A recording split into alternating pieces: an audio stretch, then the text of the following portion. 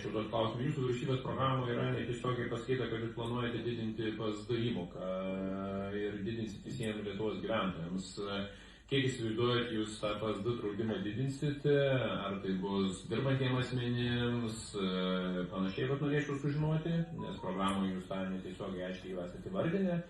Nes jūs aiškiai sakot, kad PSD biudžeto trūksta pinigų einamosiam lėšom ir jūs mato didinsit ir tada nurodot šaltinį iš kur. Tai kiek planuoja didinti sveikatos draudimą, nuo kada planuoja didinti tą sveikatos draudimą, nes taip vyriausybės programą ir nesupratau, kada tiksliai ir kokiai sumai didinsit. Dėkui už klausimą. Šiuo atveju nekalbama apie PSD įmokos didinimą, tai daugiau apie, kad bus tęsiamas valstybės garantuojamų draudžiamų asmenų įmokų didinimas ir tai yra labai svarbus įsipareigojimas, nes būna, kad ir statymai priimami, o finansų ministras neatranda lėšų, kad tai būtų daroma. Tai šitas įsipareigojimas. Jokio kito didinimo nėra. Jis yra numatytas didinamas ir ministrė šiandien meluokit, nes toj pačioj jūsų vyriausybės programoje pasiskaitykite, ką jūs esate parašę, nes panašu, kad jūs jos net neskaitote. Toj pačioj vyriausybės programoje, aš šiandien plenarinių posėdžių salėje pasakysiu jums sakinius ir tekstus, ką jūs esate ten pridirbę. Toj pačioj vyriausybės programoje dėl valstybės draudžiamų asmenų, tai 300 milijonų kitais metais reikia iš biudžeto.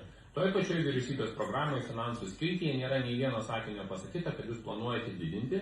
Priešingai iš finansų ministerijos mes jau gavom patvirtinimą, kad planuoja 27 metam atidėti iš valstybės draudžiamų asmenų mokėjimą tą, kur mes priėmėm. Tai arba jūs neskaitote vyriausybės programos, arba jūs tiesiog bandot gudriai čia kvailinti mumis visus ir kai ateis spalio lapkričio mėnesį ir tada sakysit, matot, finansų ministras mums nedavė pinigų. Jeigu taip, nes aš salėje šiandien pasakysiu ir tą tikrai aš sudėsiu jums, tada aš duosiu tada kitą jums klausimą, kodėl jūs vengiate ir neatsakote, jau ne pirmą kartą aš tą girdžiu. Kada jūs kaip Seimo narys ir kaip ministras, nes kaip ministras per vyriausybę iniciatyvos teisę turi, bet kaip Seimo narys turi iniciatyvos teisę. Kada kitą savaitę Seimo posėdžių sekretoriate registruosite įstatymo projektą pakeitimą dėl fiskalinės drausmės, kuris buvo priimtas 24 metais gruodžio 22 dieną, kuriame įpareigojo, kad sveikatos draudimo rezervą gali išimtinai tik tai skirstyti finansų ministras. Kada bus jūsų projektas, kad jūs susigrąžinsit pinigus į savo rankas ir jūs kaip sveikatos apsaugos ministras galėsite rezervą didinti. Nes pabrėžiu, kad sveikatos draudimo rezervą turi 16,5, bet finansiškai, fiziškai jūs jau šiuo metu turite 25% sveikatos draudimo rezervą, nes tai yra 967 ar 957 milijonų. Tai va, kada jūs kaip Seimo narys inicijuosite pakeitimą dėl fiskalinės drausmės, kad ne finansų ministerija skirstų sveikatos draudimo rezervą? Geri klausimai, ačiū. Dabar supratau, ko pirmojų klausimų klausimą. Tai PSD didinimas būtų kiekvienam darbuotojui.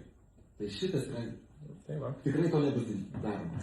Nes įsipareigojimas yra didinti valstybės draudžiamų asmenų apmokėjimą.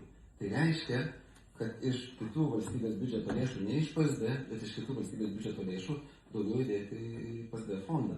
Tai čia yra 300 milijonų.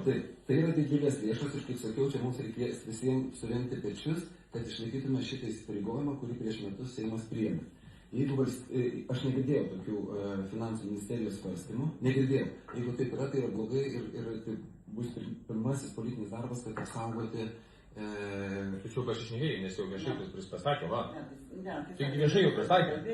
Finansų ministras. Taip, metam atidedama. Finansų ministras. Aš jums ministras sakau, tai arba jūs nesupratot, ką jūs policijai darot, arba jūs neskaitot programą. Bet ir pats Remigijus kalbėjote apie tai, kad iš finansų ministerijos ateina informacija. Tai aš tokios informacijos negavau, nežinau, finansų ministras jau buvo pasakęs. Taigi jūs pasiklausite, Sorina kažkiek. Ir taip neturėtų būti, kad būtų atidedama, nes jeigu atidedama, tai tada mes turėsim didžiulę problemą, kurią turim dabar. Ir antras klausimas, jis yra labai taiklus, nes būtent PSD užrakinimas, jisai užrakino ir virškvotinį, viršplaninį išmokėjimo galimybę ir tada mes atsiduriam tokioj teisiškai labai prastoj situacijai, kur turim priimti sprendimus neteisėtus. Tai dėl to turim ir vieną, ir kitą. Kada inicijuosi pakeitimą, tada taip jau klausiu. Čia yra svarbus klausimas. Ir gali būti, kad tai bus, jeigu mes išlaikom, dabar, Remigijus, jeigu mes išlaikom finansavimą už valstybės draudžiamus žmonės, tada mes galim PSD palaikyti, koks yra. Turėsim, nes dabar biudžetą tvarko, kad tu suvoktumai, dabar jau yra pateiktas biudžetas ir jau biudžete be 300 milijonų yra pateiktas. Tu dabar turi inicijuoti sveikatos 170. 300 milijonų bendroji sumai gaus, nes didės minimali mėnesinė alga. Santykis didėja, savanorių karių didėja, skaičius užsieniečių draudžiamų skaičius didėja. Tu skaičiuok amplitudiškai, mes suskaičiavam grubiai 300 milijonų. Tai klausimas ir yra pagrindinis. Fiskalinės drausmės įstatymo pakeitimas, nes jie fiskalinę drausmę duoda tik po 40 milijonų, kad suvoktume, ne 40. 40 milijonų 4 ketvirčiai, kiek yra 160. Jie tau įsipareigoja 300 milijonų. Jau jie nuo sveikatos sistemos pas tavęs pavogė 140 milijonų.